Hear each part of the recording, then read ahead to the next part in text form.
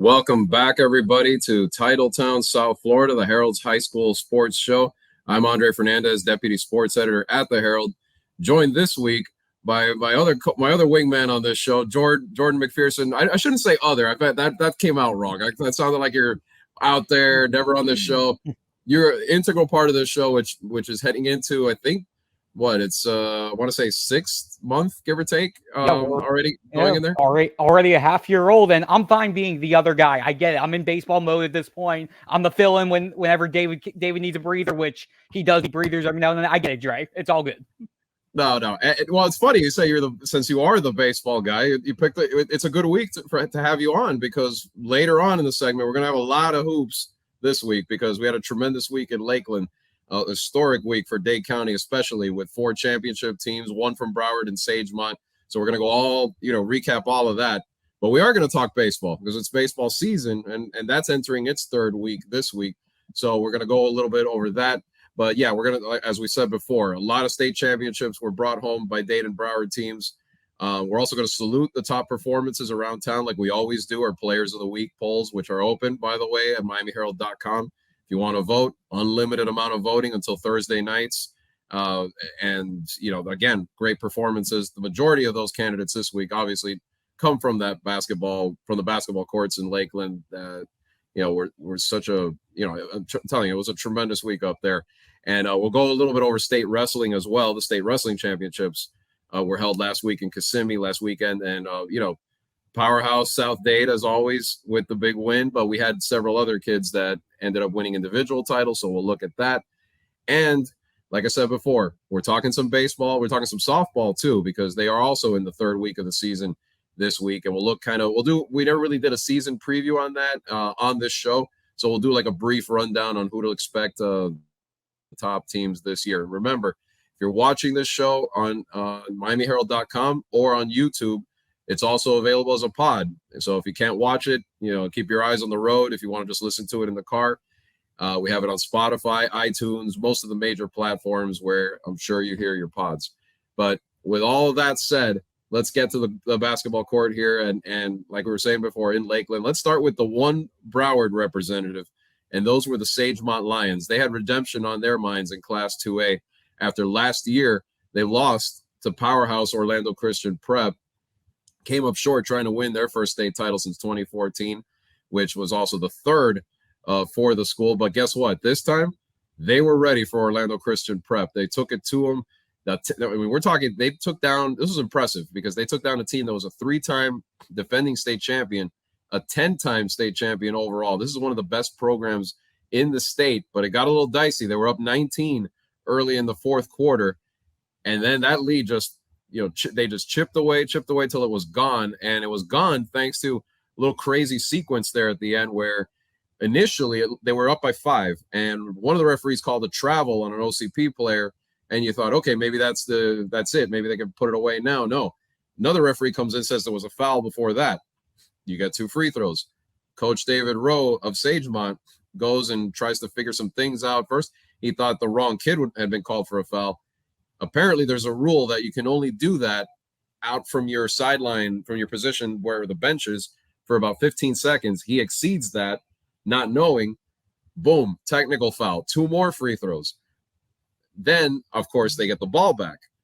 So the kid hits 3 out of 4. They get the ball back, score again. Suddenly it's 66 all. And then this happens where Ashton Smith, a guard for Sagemont, saves the day.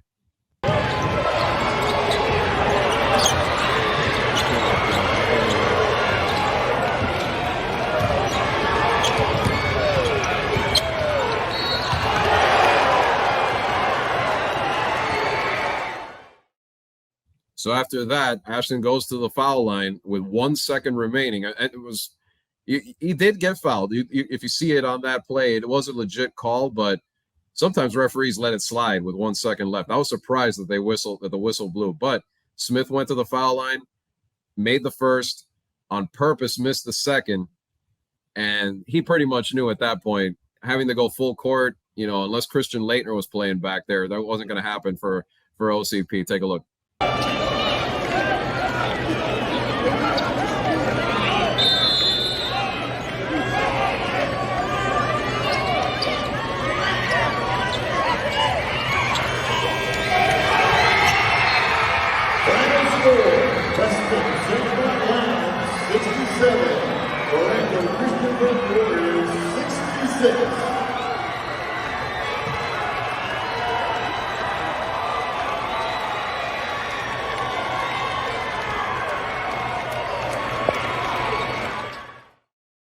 So there it is. They get Coach Rowe had joked that they didn't have any more room on one side of their gym. They put runner-ups on one side of the gym, banners, and then state championships on the other side. So they had plenty of room for titles, no more room for runners-up without some major redecorating. But luckily for Sagemont, they don't have to worry about it.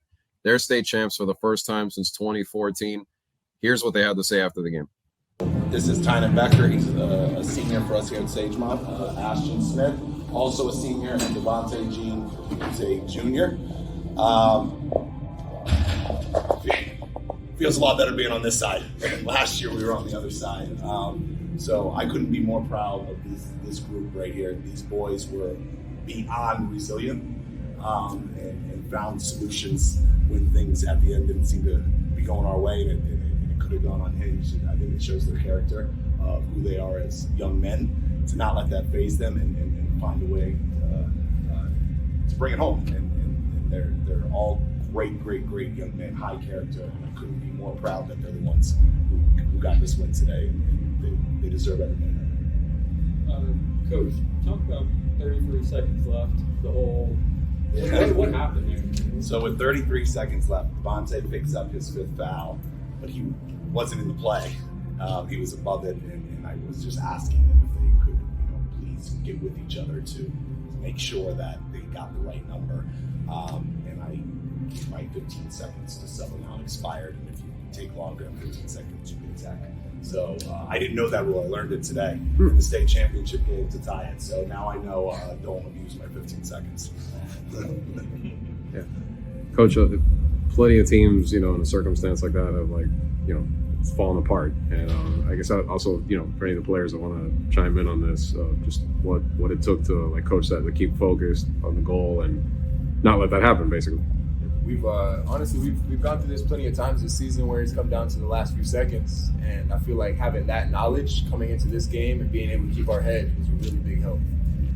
Yeah, definitely. I mean, we've been together for 2 years now, and it's been a long journey. So we had a lot of close games, a lot of blowouts. So we just know how to handle a lot of different situations. And we just tried to stay calm, even though the game was hectic. Just stay calm and do the right thing.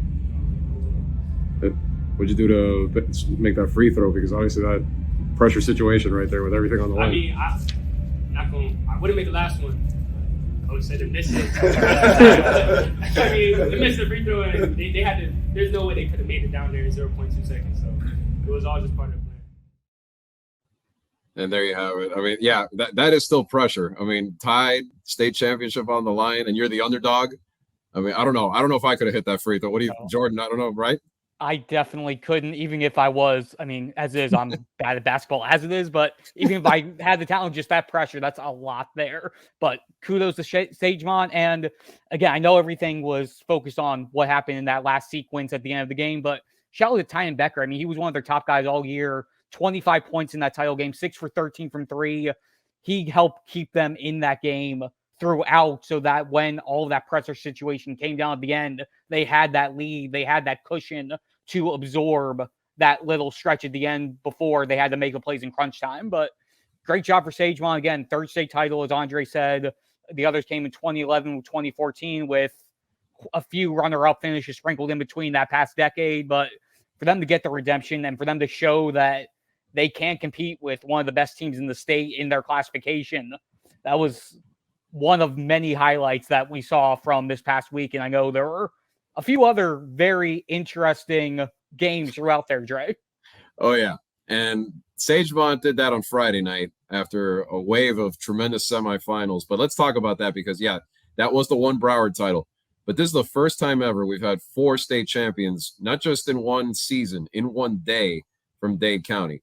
And so let's take you through that, what was a great day on Saturday up at the RP Funding Center. Start with Riviera Prep, because this is a team that it's a school that's really been around as a school for a long time, since 1950, but they were not a high school until around 2011.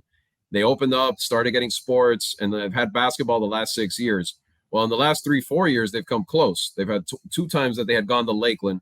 Last year, of course, they come up a point short, literally a point short from winning their first state title. But they just had a feeling they were going to get back here, get it done. But again, here's the semifinal, very similar. In fact, it was 67-66 was the final score they lost by last year in the final. They're trailing the semifinal by that same score before this happened.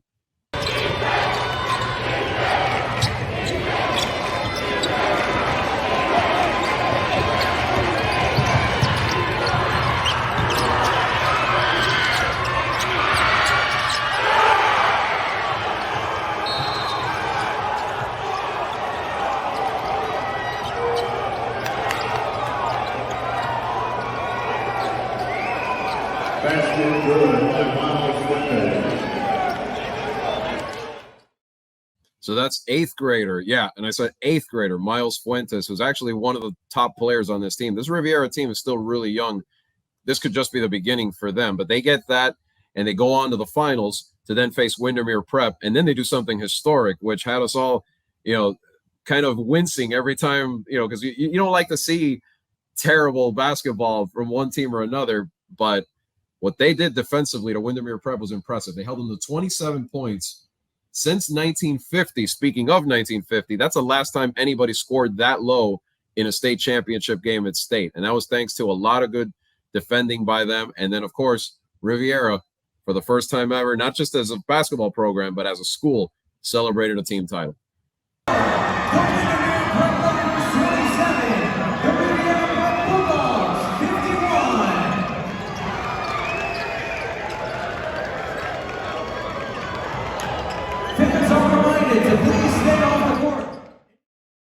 So Riviera, as we said, won. I mean, this team, like I said before, they're really young. Dante Allen wasn't in any of that footage that we short as far as scoring. But one thing he did on that semifinal, he didn't force it. He had a chance to be, draw the one-on-one, maybe take the shot, but he looked for his teammate and got it. And that's a characteristic that I think sometimes you see it from the great players, but it doesn't get talked about a lot, is not just going for the points, but making the smart call, making the right call in plays. And that's something that he did all year. And that's why a big reason why they're state champs. And he's one of the best players, son of Malik Allen, the Heat assistant coach. What do you think? You covered Dante before. What struck you as a young talent like he is? Yeah, I covered a couple games with him. But the thing is for him is just, again, like you said, the talent, but also the maturity. And remember, he's only a sophomore. And the fact that he's already in that role and comfortable in that setting, to know that he doesn't have to be the guy, even though he, on this team and on many teams, he would be the guy. And even without that, he's still in that semifinal game, 19.6 rebounds, 14 points in the title game. He knows when he needs to score. He knows when he needs to pass. He understands the dynamic of the game and knows that, like you said, he doesn't need to force it to make a play just to say, hey, I made the play.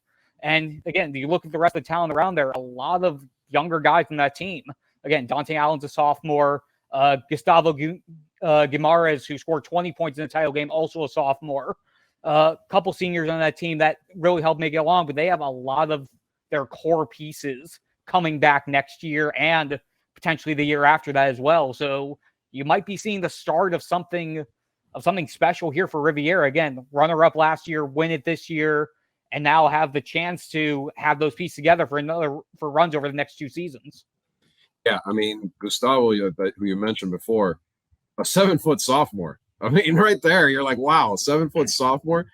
And he goes up against another 7-footer in this game and dominates him completely at both ends, ends up with 20 points, like you mentioned before. This is another kid that he took it upon himself to make an impact, because he said himself he had not played well the previous couple games for them down the stretch, but he stepped up in the big spotlight. He's actually one of our players of the week later on when we talk about the players you can vote for. So congrats to the Gustavo, Riviera, and everybody at Riviera Prep. And just like the Bulldogs, Matter Lakes, the Bears, they were in the same spot going for their first state title, although this time, their first time ever at Lakeland. They struggled in the semifinal, had some, basically a terrible shooting performance in the semifinal, 5 for 36 in the first half, but were able to regroup, come back, win that game.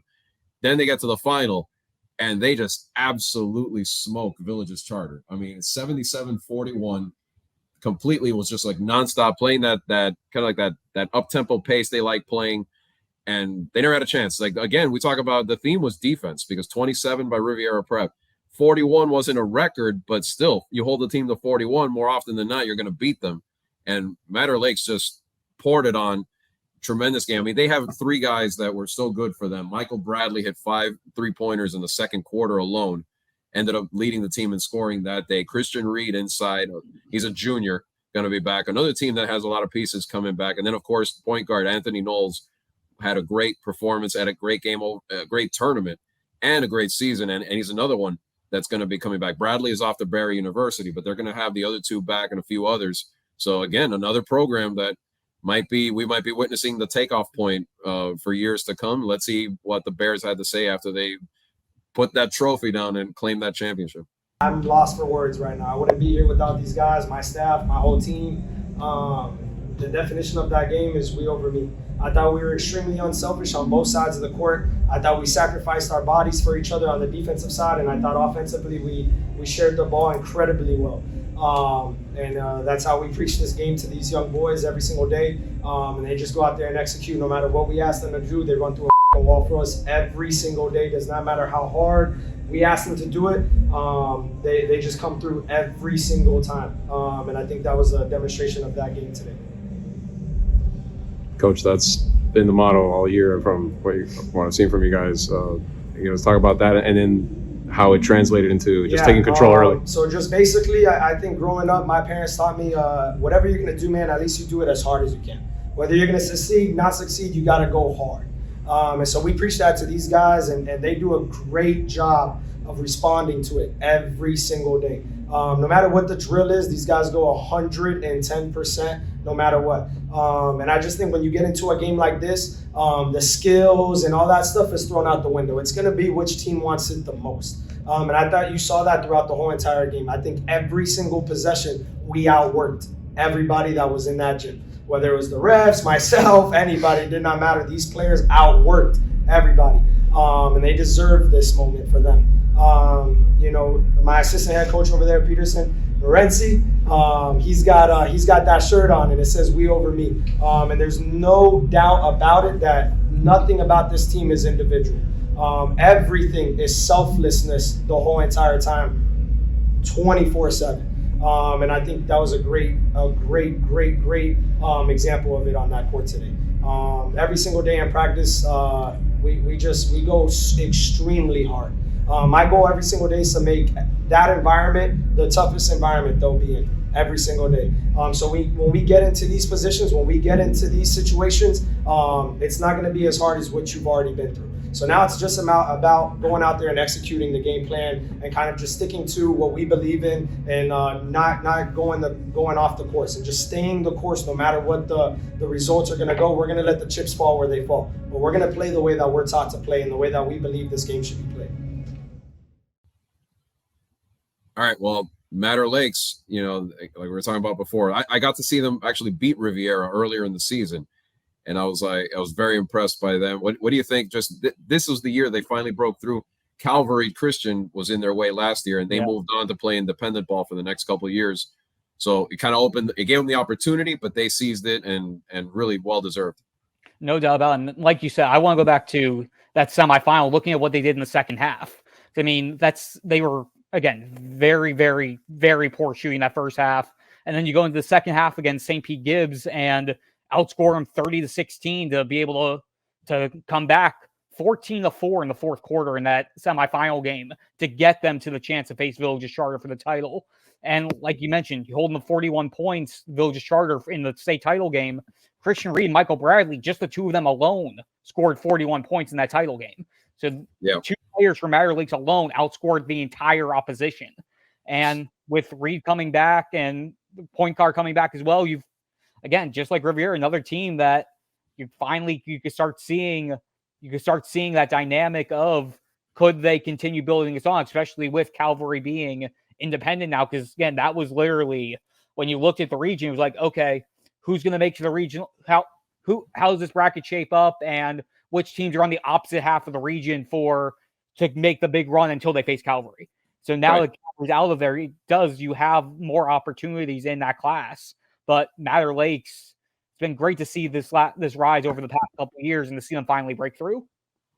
Yeah, and I think this is going to be fun because again, I'm going to move on to another team. In this case, the team's going to have some work to do afterwards because they graduate a lot. But let's just talk about this moment because to me, this was the Cinderella story of the entire season in basketball. And that was the Belen Jesuit Wolverines. First time that they ever win a state championship in basketball. I mean, we're so used to seeing Belen dominate in cross country, swimming, water polo, even soccer the last couple of years with Coach Tanger over there, winning state championships. But they had never done it. We know they've never done it in football. They came close one year.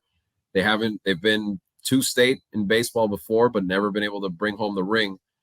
Here's basketball with one of the best all-time, Chachi Rodriguez, one of the best coaches in Dade County history, who now became the only one to win it at 3 different schools. Did it at my alma mater, Champagnat, did it at Coral Reef, and now Belen. And let's take you through this ride. If you had an award for fans, by the way, they would have won it. That crowd was incredible. Yeah, they packed it. They were loud. The other teams were doing their shoot-arounds, and every time a kid would miss, they'd start to go, yeah, they'd cheer. I mean, that's how intense. Like from the shoot-around, they were already into it, hooting and hollering. They turned it into almost like a college game atmosphere. And starting with the semifinal, I mean, it almost came crashing to a crashing halt, just like the way happened to Riviera in the semi, as they were down to the wire, and then when they needed a play, this happened, and this echoed a lot of memories for longtime college basketball fans of the Jimmy Valvano, the Jimmy V team from 1983 NC State. The catch and putback. Here's the buzzer beater by Belen.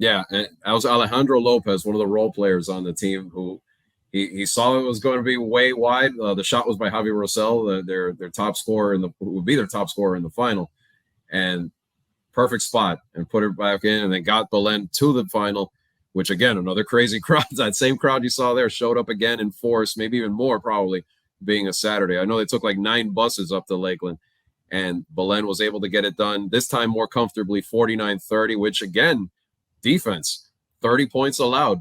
That one hadn't been done since it goes back to 2013, the last time a team had been held to 30. And mayhem and foolishness as Belen was celebrating, but also some heartfelt moments as you see here on the sideline. Take a look.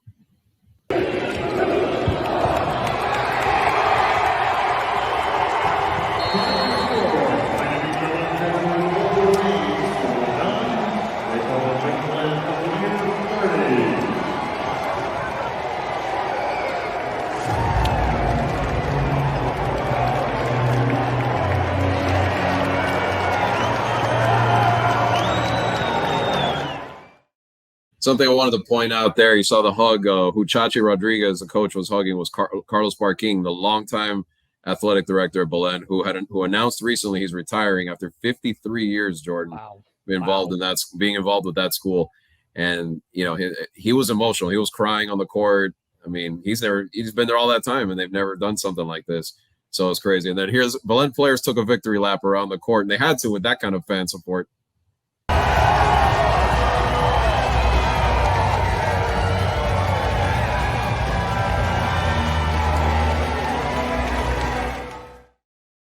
And shout out to the guy in the blue shirt running across our photographer, Al Diaz, who had some great material. If you haven't checked it out, a lot of good photo galleries this weekend of Belen, Columbus, a bunch of teams. He shot almost every game. Some cool stuff there and some videos as well, if you see it on MiamiHerald.com. But yeah, like I said, Jordan, a historic occasion. And here's what Chachi Rodriguez and his players had to say. This team is a special group of young men led by 7 amazing seniors who have done and sacrificed lots to get everybody to feel a part of this group. It was a beautiful, beautiful thing to watch them play basketball this year and be a part of watching them enjoy playing a sport they love. I got nothing else to say except super cool. Coach, let's start off with your defense. You guys aren't the biggest group, but you get underneath the skin and right up under people from one end to the other. Is that just the way you guys have always coached them, or what's the deal? So, if you have horses, you win a horse race. I got rats, we make it a rat race. We play that way every time. Just because we can't play any other. I can't make them grow. So, we got to play that way. I mean, a lot's been said about just the accomplishment, the journey of this team. I mean, just even for the guys. I mean, now that, the dream is a reality for you, I guess what's going through your minds right now, just, if you could put it in the words. Best feeling in the world so far. My entire life is the best feeling. To do it with my brothers and my family, it's unreal. Yeah, and so like Chachi said, he does this with a team that not one player on that team is taller than 6'4". So whenever they faced somebody that was 6'9", 6'10", big, tall players in the front court, they were outsized. And then it's just that pace up and down. They don't stop, and they pressure. They hit that full court pressure on you, but they're just disciplined the way they just keep coming at you. And even they did not play well offensively in either of these games. They didn't shoot very well, and the way they normally do. They hit threes when in clutch moments when they had to, but I saw them in the regional final bury about 9 threes and just leave Norland in the dust. And Norland that day scored, I think, 58 points, enough to win a game potentially normally. But in this one, that defense, again, just like relentless, and brought them back in the semi, brought them back in this game. And, story of the year in basketball, I think. Yeah, no doubt about it. I mean, they're just a scrappy team. And I remember reading your story, their goal was basically just to win a district title with what they had. And once they got into the regionals, basically they were playing with house money. Every game that they made and every time they advanced, it was, okay, we're getting farther than we thought. Let's keep going. Let's keep going. Let's keep going. And they found a way every single time that the stakes got raised, and every time that they face a new challenge, they just found a way. Like you mentioned, no one taller than 6'4" on their team. They had 7 seniors who were able to finish on the highest high that they probably didn't think that they would actually be able to accomplish.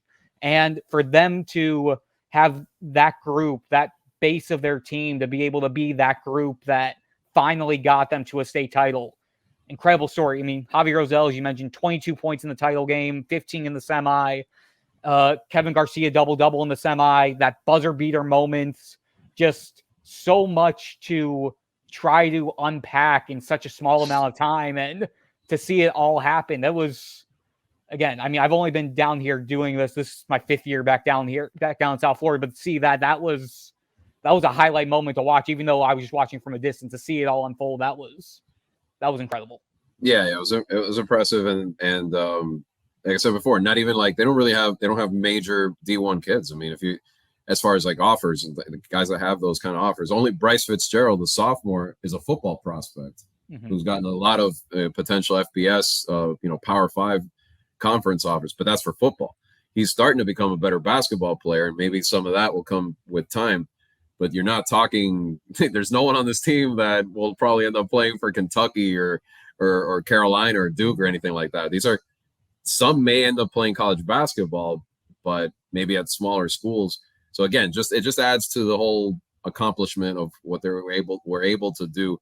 And it'll be interesting to see going forward, because a big chunk of their roster were seniors, but Bryce Fitzgerald comes back and a few others. So we'll see what kind of core Chachi can build around and maybe make sure that this isn't the end for the Belen program.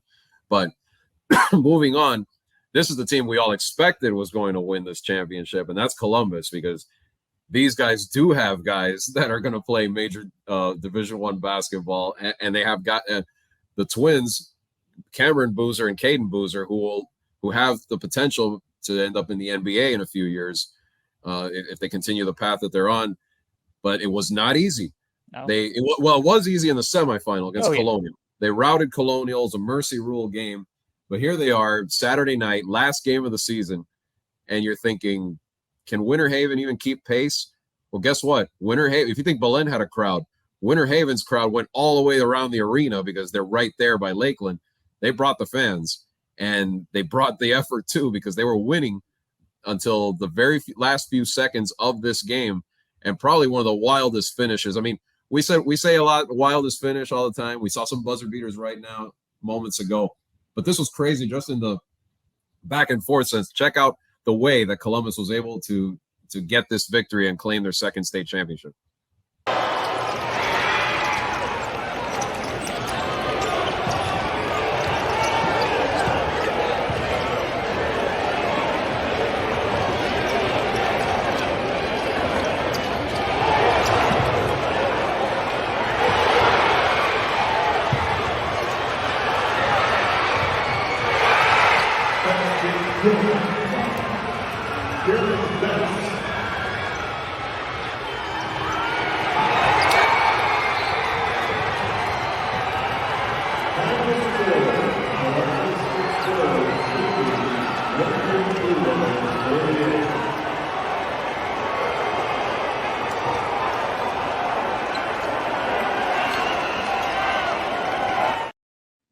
Cameron Boozer, number 12, coming up near the camera there with a big exhale, because basically what happened, Malik Abdullahi missed a free throw, then hit another one.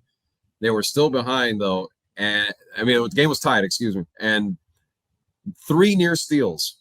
Garen Best, you saw diving in there, almost has it. No. Twice almost gets it. Finally, Malik puts his hands up, creates the turnover. They get it to Best. Best gets the score. Then they still have to get back on defense and stop that last prayer shot, which they did, which still the kid was off balance, luckily, because everyone jumped. But just a crazy finish for a team that's dominated so much and was pushed to the limit. And that's not easy, because sometimes when you're just hammering teams by 30, 40 all the time, you don't play a lot of these down-to-the-wire situations because you're just good enough to avoid them. So credit for Columbus, and they're able to not only win their second state title in basketball in a row, Jordan, but I don't know if you knew, they are the first Dade County team to win in the same year in the highest classification, a football title and a basketball title. Only Pace had done that in one of those smaller classes in 4A, I believe, back in 2003 when they won football and basketball. But in the highest class at the public, mostly public school level, no one had ever done that from Dade County. So congrats to the Explorers. Here's Garen Best talking about that craziness there at the end. Garen, talk about that last sequence, man. How wild that was, getting the steal, and then when the ball's in your hands there at the end. Man, the last sequence, all I was thinking in my head is play as hard as I can for the last couple seconds. And that's exactly what we did. Me and my guy Malik, we put pressure, we got to steal. Malik hustled a lot. That's my guy. It was really on him because, he played hard defense. I played hard as well, diving on the floor. We ended up getting an open layup and bringing it home, man. It was amazing. 2 years in a row, you got wild finishes in the final. Hey, I was working on that shoot around, man, and it came through. That shows that hard work pays through a lot, man.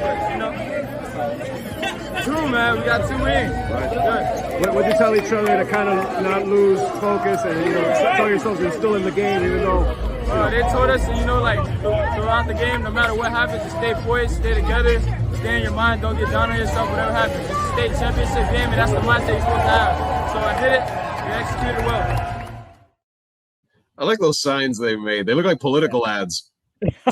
They're like, they'll go down someone's lawn, vote for Columbus. Back back to back. But they busted those out immediately. So, they had those ready to go for a while. Oh, yeah. It's like one of those old, back in the day when it was the newspaper printouts that you have just for the front cover of for the state champions to have ready to pass out to everybody. Right. Heat champs. And we did that a bunch of times back in the Big 3 era, passing those out to the fans. But here's Malik Abdullahi, though, talking about it as well from his point of view. Talk about that last sequence. That was a wild finish there, getting the steal to create the play. Tell me what you saw on that play. Yeah, so first I was at the free throw line. I went 1 for 2. Unfortunately, it tied the game. And then, we had a couple seconds left, and we just needed a stop. And we were so desperate, and it worked in our favor. Got the stop, got the steal, passed it to Garen, got the layup, 7 seconds left, we got another stop for the win. Yeah. How much did last year being in like another wild finish help you guys keep your composure this time? You know, just coming to this game, we knew we had a target on our back, you know, defending champions. So we just came into the game how we usually do. Starts off with our defense, and then it leads off to the offense. And you know, we're just a family. We play together, and it shows on the court. So we just some dogs. All starting five, all the bench, everybody on the team, we just some dogs. So that's what we did today for the win. How sweet is this to get back-to-back like this? It's a great feeling. They tell me that winning 2 is better than winning 1. They told me winning 2 is better than winning 1. And after we got the win, I really feel that. So just proud of my guys. Now you know what they were talking about. Yeah. I love whoever was listening to the interview at just the perfect timing hands him the trophy. Yeah. Winning 2 is better than winning 1. Very simple. Very simple. You can put that on a pillow, on a coffee mug. Mm-hmm.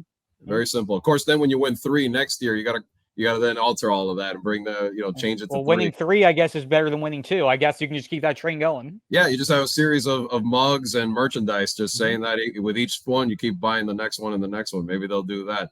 But in all seriousness, here's Caden Boozer, though, because we talked about the big finish, and obviously Malik and Garin have been huge unsung heroes for this team the entire season. Again, 2 players that really could play D1 basketball in their own right. But Cameron gets a lot of accolades, and so does Caden, and well-deserved. But Caden kind of sometimes, I know Cameron is the top sophomore recruit in the country, but Caden was huge in this final because when they were kind of going back and forth with Winter Haven, he kept getting every big bucket to kind of keep them level, keep them in the game. Here's what he had to say afterward. Wild finishes here to win state championships. I mean, how much did last year help you guys in that sense? And, keep your composure, know that you can pull this off. I mean, last year helped a lot. Last year we were down for most of the game, and then we had a big run in the third quarter. And it was a back and forth game the whole time, and we just knew we had to stay composed the whole game and not let us get too high or get too low. Yeah. The play Malik makes there to create the turnover, then it leads obviously to the layup.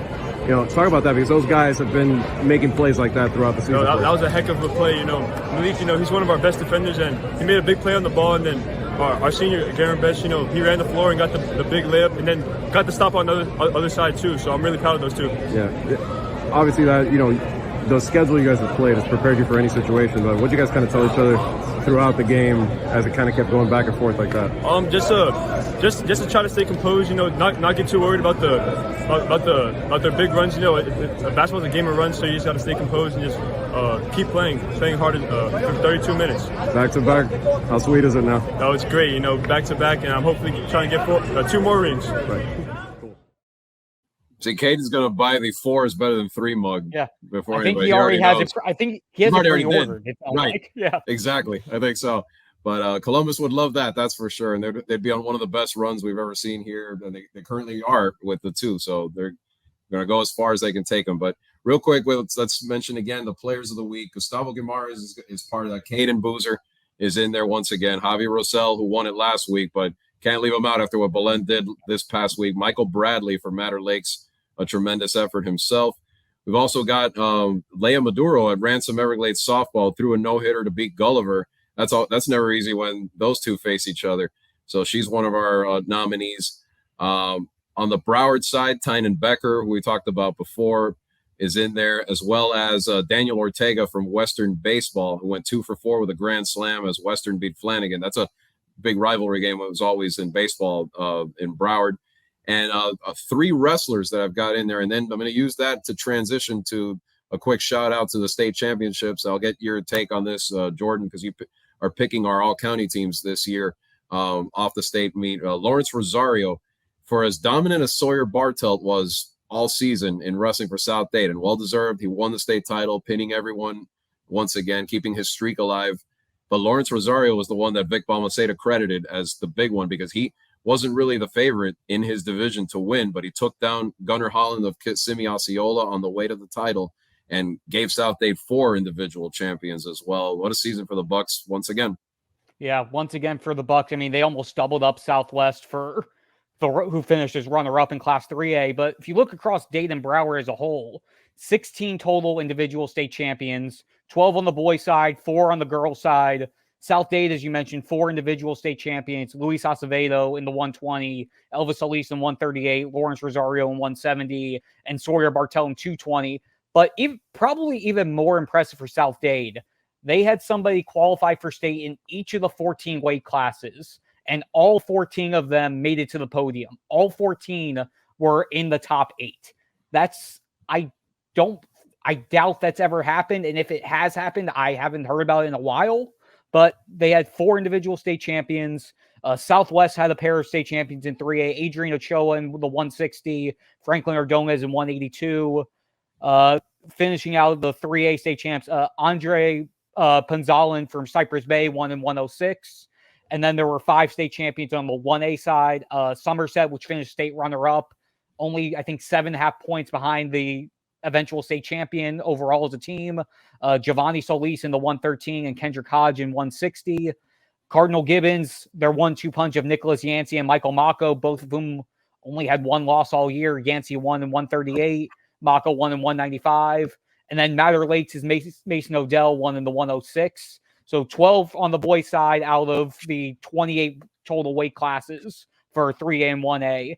And on the girls' side, 14 weight classes, 4 individual state champions came from Dade and Broward.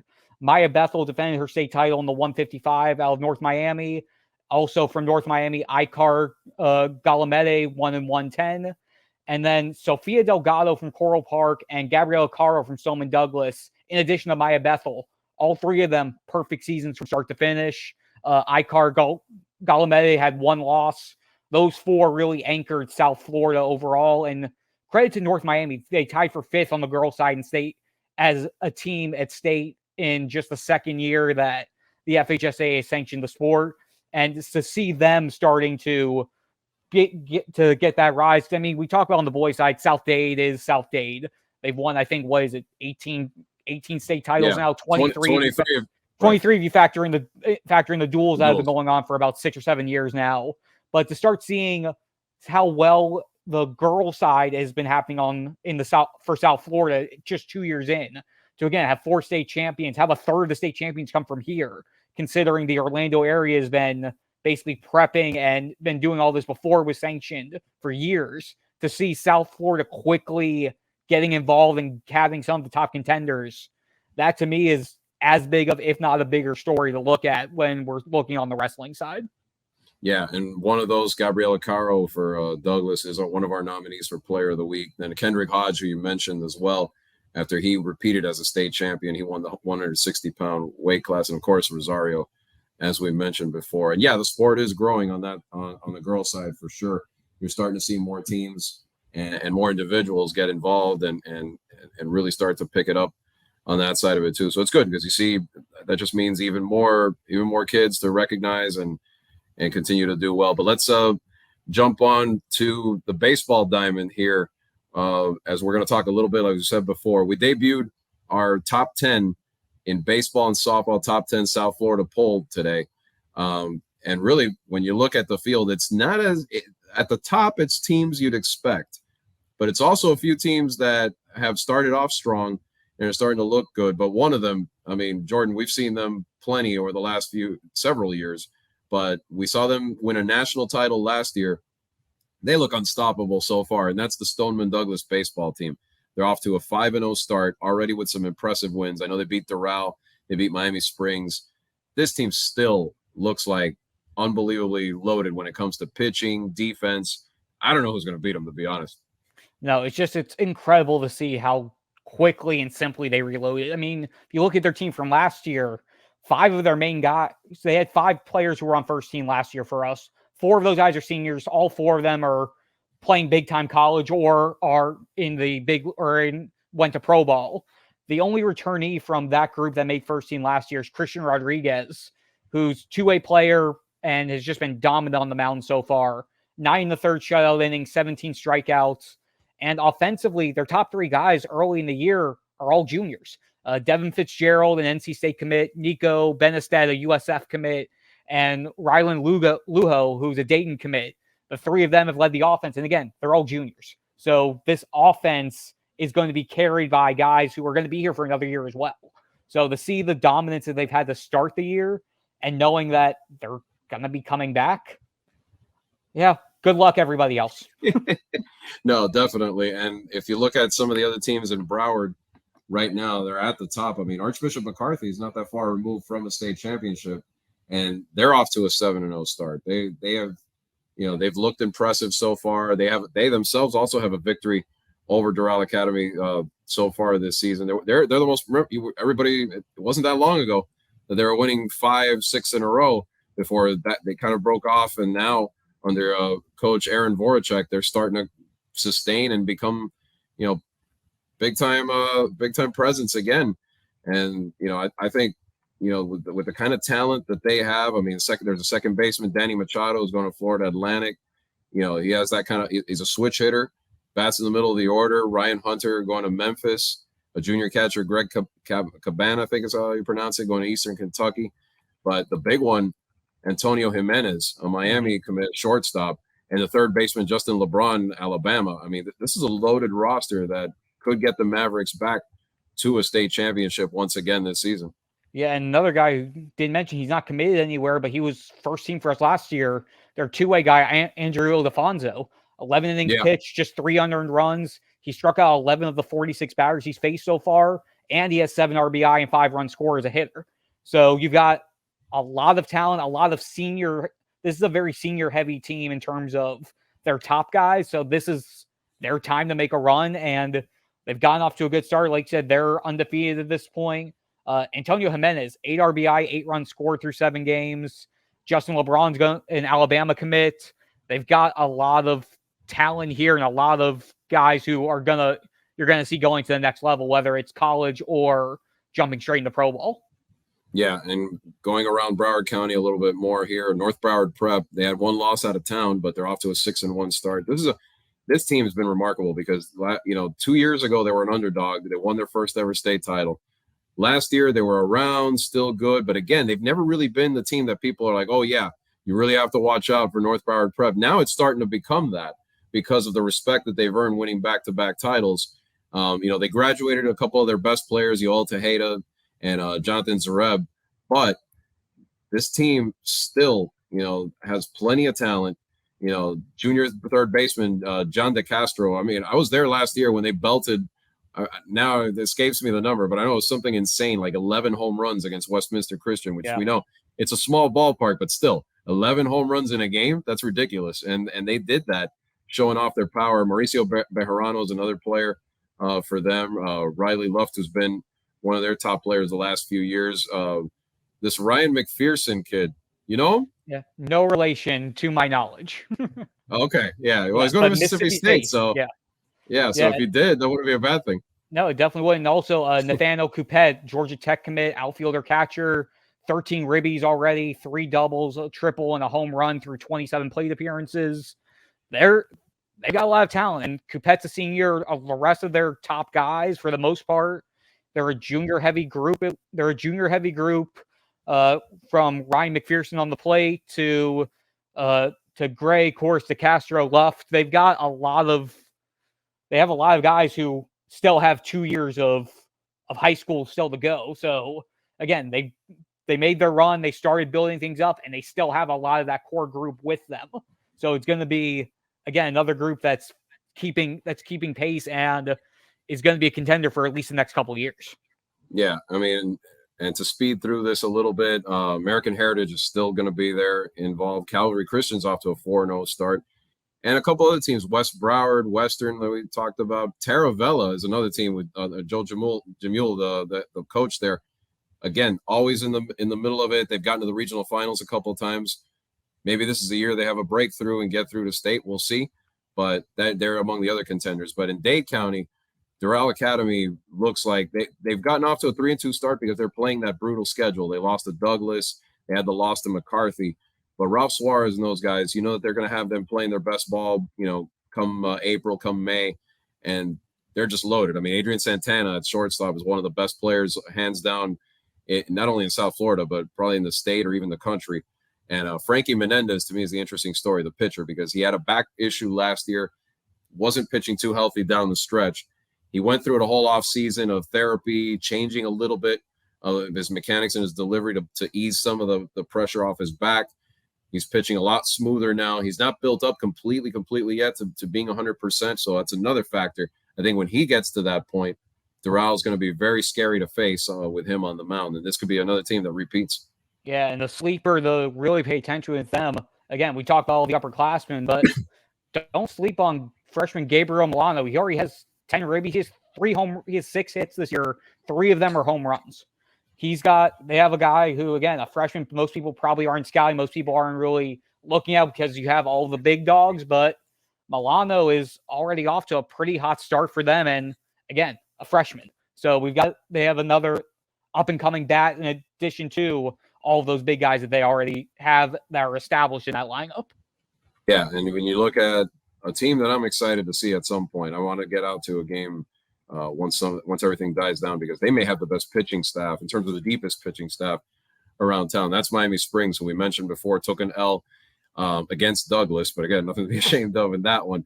But when you talk about Brandon Oliveira on the mound, Jordan Vargas, that was the 1-2 punch that took them within one game of the state tournament last year.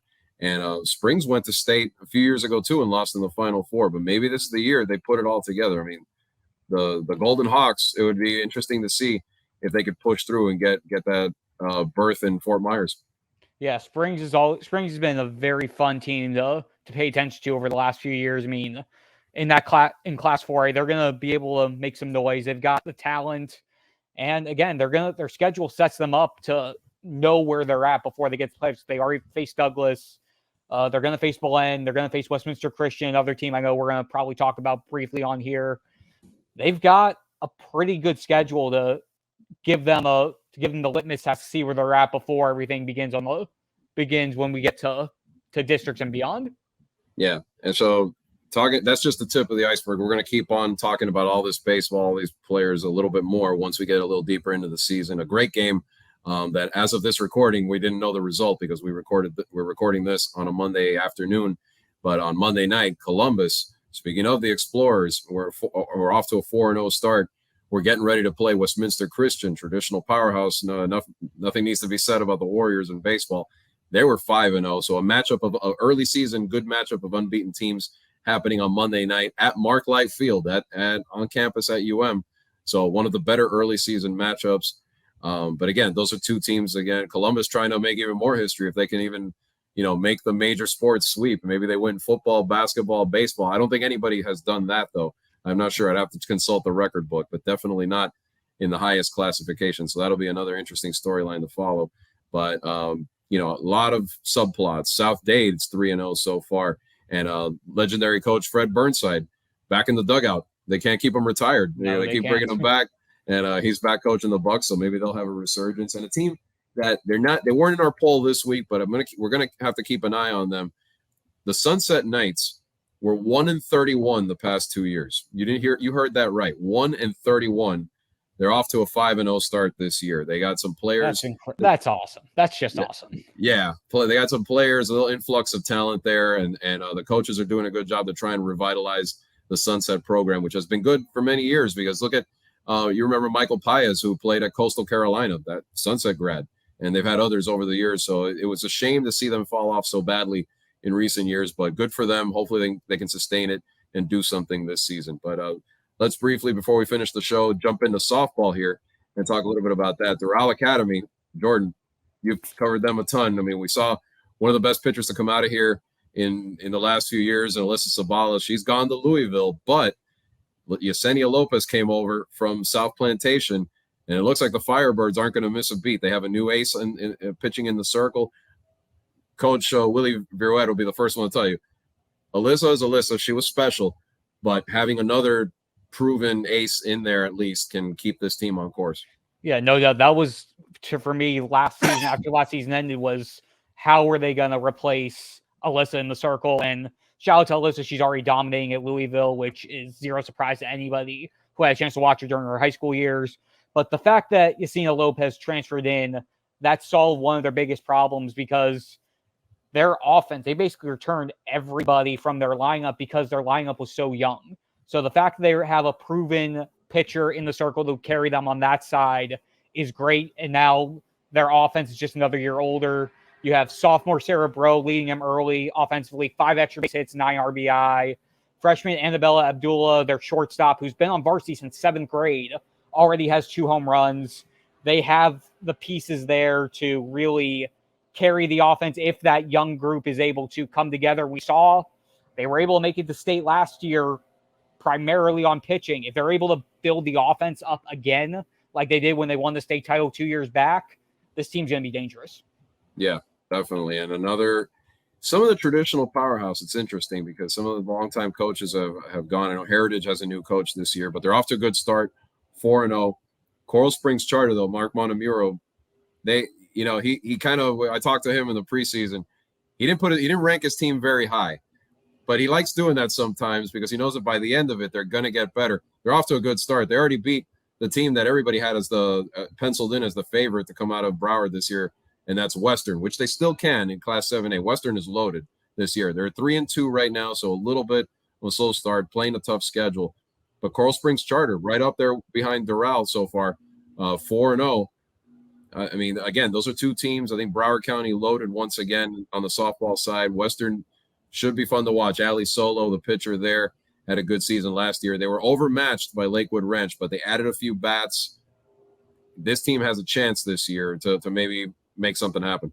Yeah, and Coral Springs Chargers, just to go back to them, again, they're replacing their ace as well, just like Doral is. Again, Brianna Godfrey was their gem in the circle for 4 or 5 years. I remember correctly, she started in middle school.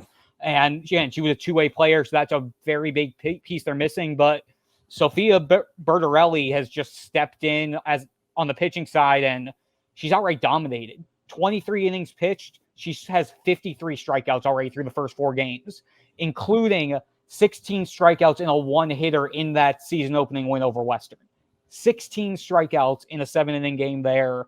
14 Ks against Oxbridge. 6 Ks against Dwyer, which I believe was the game where they gave up their only run to this point, an unearned run, I might say. And then 17 Ks against Cooper City. So pitching-wise, it looks like they found their seamless transition post-Godfrey era, and they're fine. They're off to that great start against teams that are more or less teams that are always in that mix when it comes to playoff time. And then to touch on one other team, American Heritage, also 4-0 this year. They've outscored opponents 19-5 so far. All 5 of those runs came in a 6-5 win over Stoneman Douglas, another team that is always one of the teams that seems like they're always on the cusp of breaking through, and it's just a matter of when they're going to do it. Right. And Emily Leggett, who was one of our players of the year last year, 4 doubles and 6 runs scored already through 4 games. Their ace on the mound or in the circle, Coda Travers, she's pitched 26 of their 28 innings, 37 Ks against 9 walks. And again, just those 5 runs against Stoneman Douglas are the only runs they've given up so far. 3 shutouts in the other 3 outings. It'll be a battle. Douglas, West Broward, Western, as we said, the favorite. Those are all the teams that are in 7A. They're going to be battling it out there on the Broward side. Palmetto will be in that mix. Coral Reef has a chance to jump in there.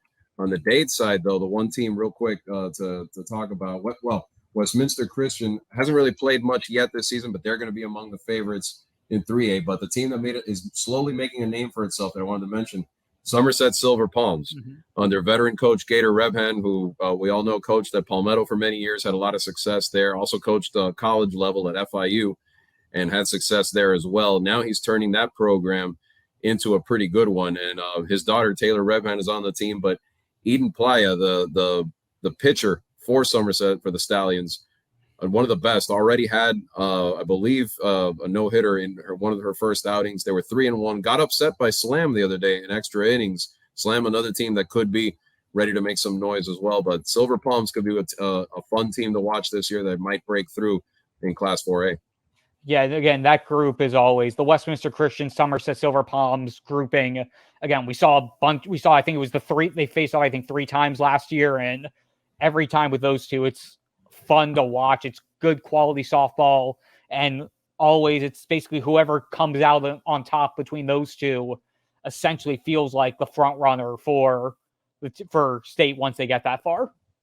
Yep, and so it should be a fun mix. We'll again, like I said before, we'll talk about plenty more and more storylines as we get deeper into the season for baseball, softball. But for Jordan McPherson, I'm Andre Fernandez. Thank you, everybody, for watching Titletown South Florida one more time. We'll be back soon with some more of the spring season and some more happenings as we get ready for spring football. We're about a month and a half away from practices starting, so exciting times. we thank you for joining us, and we'll talk to you guys soon.